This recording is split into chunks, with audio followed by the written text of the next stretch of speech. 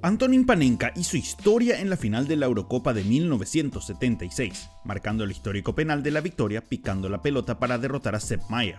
Este remate fue tan icónico que su apellido quedó marcado por siempre con este estilo de disparo. Ahora, un Panenka también puede ser fuente de dolor y rabia para aquellos que deciden picar la pelota y fallar un penal. Aquí decidimos preguntarnos, ¿cuáles fueron algunos de los Panenkas más costosos en lo deportivo o anímico de la historia? Esta es la lista de algunos de los más recordados. Primero nos vamos hasta la Premier League, la mejor liga del mundo, donde también ocurren este tipo de eventos fortuitos. Esto ocurrió el 7 de noviembre de 2020, en una temporada disputada en plena pandemia del COVID-19, aún sin público en las canchas. Se enfrentaban el West Ham, que era local ante el Fulham. Fulham llegó al partido con apenas 4 puntos en 7 fechas y estaba en 17º puesto de la tabla, cerca de la zona del descenso. En un partido parejo, donde el West Ham había creado más chances, el marcador seguía 0-0, hasta el tiempo de descuento. Aquí Souček marcó un gol para el West Ham, sentenciando el partido, pero unos minutos después el Fulham tuvo un penal a favor en la última jugada del encuentro. El penalero del equipo, su goleador Aleksandar Mitrovic, había fallado su penal anterior unos partidos antes, por lo que dejó que otro se encargue. Tomó la pelota Ademola Lookman, el nigeriano de 23 años que estaba a préstamo en el club. Era el primer penal que iba a rematar en toda su carrera, pero esto no hizo que dudara sobre sus habilidades al definir. Corrió y al llegar al balón decidió picarla a lo Panenka para sorprender al arquero Fabianski. Para mala suerte suya, el remate fue a la derecha del arco, donde se tiró Fabianski, por lo que este se acomodó y estiró el brazo para detener el remate. Allí terminó el partido y ganó el West Ham por 1-0. El Fulham nunca se recuperó de esto y terminó descendiendo por una gran diferencia. Lookman luego dijo que sus compañeros no estaban contentos, pero que lo apoyaron. El nigeriano años después se convirtió en figura del Atalanta para ganar una Europa League, pero volvió a fallar un penal que trajo polémica, con su técnico Giampiero Gasperini diciendo que era uno de los peores pateadores de penales que había visto. Seguimos en Inglaterra, pero nos vamos atrás unos años. En el 2010, el Leicester City enfrentó al Cardiff City en la semifinal de la Championship, la segunda división de Inglaterra. Los llamados zorros recién habían ascendido de la tercera división y todavía tenían chances de subir a la Premier League. Tras perder el partido de ida de local, lograron hacer en parte una hazaña al ganar en Cardiff, pero por la misma diferencia de gol, por lo que el partido fue a penales. Los primeros 3 remates de cada equipo terminaron en gol, por lo que le tocó el turno a Jan Kermorgant, un delantero francés de bajo rendimiento esa temporada en el equipo. A la hora de rematar, decidió jugarse por un lujo, por lo que picó la pelota, pero el arquero David Marshall se quedó en su lugar y tapó el remate, para la vergüenza del delantero. Luego su compañero Martin Waghorn falló el 5º penal, permitiendo a Cardiff avanzar a la final. Un ascenso podría haber significado decenas de millones de libras de ingresos para el Leicester, quien siguió en la segunda división inglesa por 4 campañas más antes de ascender. Kermorgant nunca más jugó para el club, uniéndose ese año al Arles Avignon de su país. En 2016 con el Reading, se animó a rematar de vuelta un penal a lo Panenka, pero lo volvió a fallar. Hay que tener mucho carácter para tratar de intentar picar una pelota en una final de copa, pero incluso más si sos un arquero. Es lo que ocurrió con Michael Landreau, portero del Nantes de Francia. Landreau era ídolo y capitán del Nantes, club donde jugó toda su carrera. En el 2004 el club llegó a la final de la Copa de Francia, donde enfrentó al Sochaux. Fue un partido parejo que terminó igualado 1-1 en tiempo regular, por lo que fue a penales. Aquí parecía que el arquero tenía todo para ser figura. Atajó 2 penales, incluyendo el 5º de Lonfat, que hubiera dado el título a Sochaux.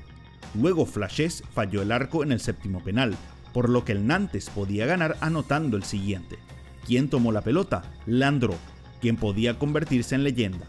El club no ganaba la Copa de la Liga desde el año 1964.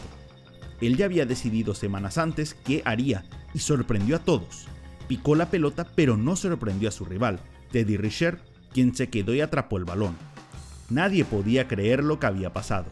La chance luego se esfumó tras un gol de Sochaux y otro penal fallado, esta vez por Delomo. Así el Sochaux ganó su única Copa de la Liga de su historia y el Nantes se quedó sin título. Esta sería la última chance del club de ganar un título en casi 20 años, ya que recién ganaría la Copa de Francia en el 2022. ¿Qué dijo Landreau sobre el remate? Que lo haría de vuelta. que no fue una falta de respeto y que apostó a la eficiencia del remate. 2 temporadas después dejaría el club para ir al Paris Saint-Germain. Este tipo de situaciones también se da en el fútbol sudamericano. Tenemos que ir a la primera ronda de la Copa Sudamericana del 2019. Aquí se enfrentaron La Equidad de Colombia ante Independiente de Campo Grande de Paraguay.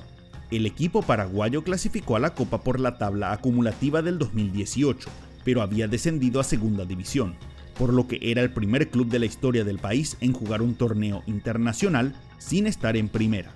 Era también su primera participación en un torneo continental, por lo que fue una ocasión histórica. El primer partido en Asunción terminó 0-0, mientras que el segundo se jugó en el Campín de Bogotá. La Equidad dominó pero no pudo convertir, por lo que el partido fue a penales.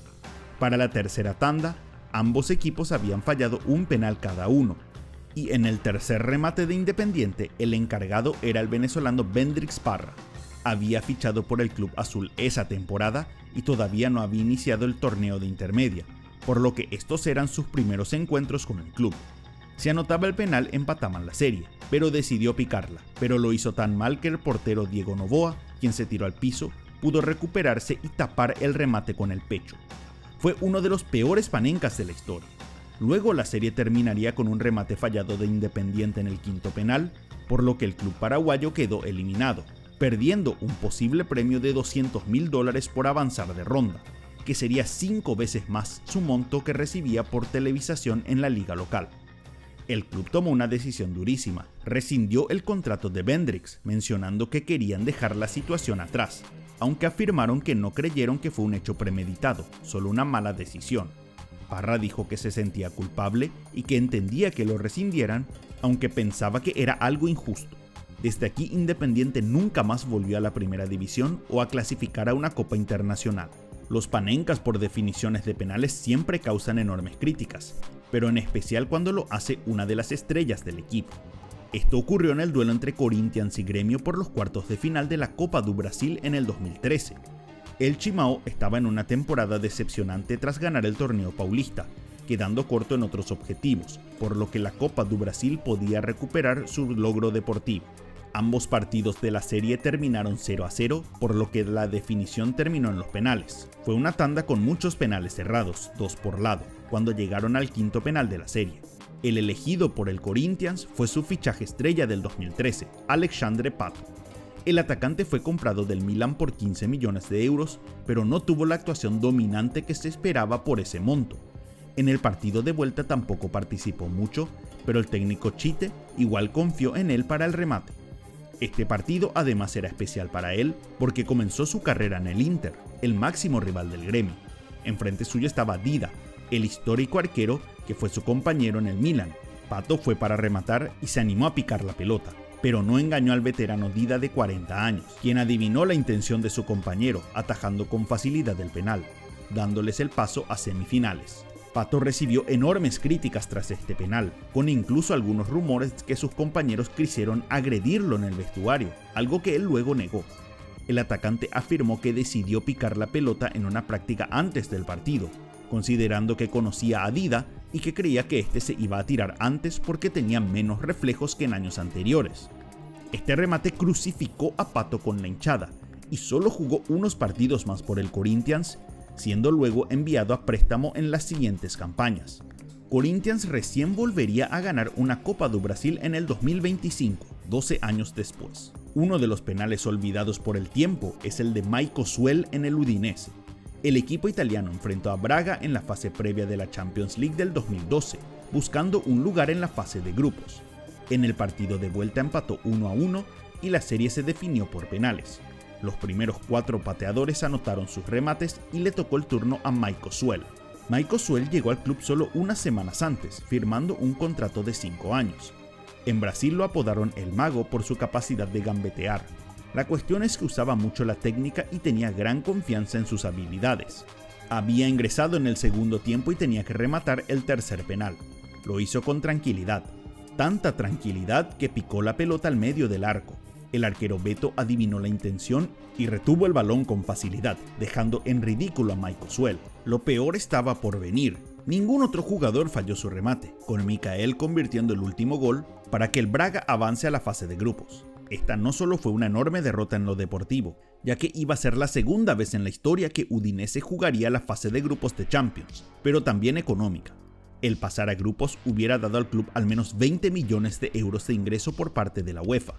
Algo poco creíble es que no fue el primer penal insólito que falló el brasileño.